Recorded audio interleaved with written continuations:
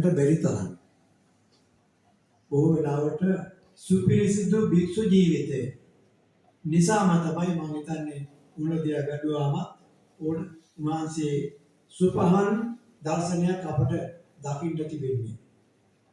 භික්ෂුත්වයේ ප්‍රතිරූපේ උන්වහන්සේ තුලින් අපිට දකිනවා. භික්ෂුන් වහන්සේ නමක් හැටියට පැවිදි වෙලා ඒ වගේම සාමාන්‍ය ජීවිතයේ උපසම්පදා ජීවිතයේ ගෙවලා භික්ෂුන් වහන්සේලාගේ විනය කටයුතු පවත්වාගෙන යන්නට ධර්ම අධ්‍යාපනය ලබා දෙන්නට කැප කරලා දැන් ඉසමුල් ලබලායි තිබෙන්නේ. 70 කියන්නේ මේ කාලේ අපිට පේනවා ගිහි පැවිදි බොහෝ දෙනෙක් ජීවත් වෙන්නේ නැති බව.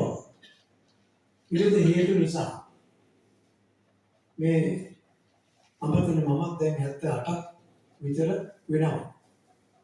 මේ විවිධ අසනීපක් දුෂ්කරතා මැද්දේ වුණා අපි මේ කැප වෙලා තිබෙන්නේ ශාසනික අභිවෘද්ධිය දක්වා කෙරෙන්න තිබෙන යුතුයකම් නිසා.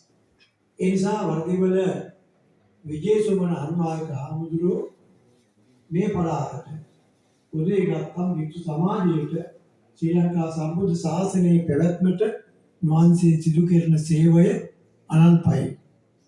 මේ වෙලාවේ දීර්ඝ වශයෙන් අනුශාසනා පැවැත්වීමට කාලේ මද බව දැනෙනවා.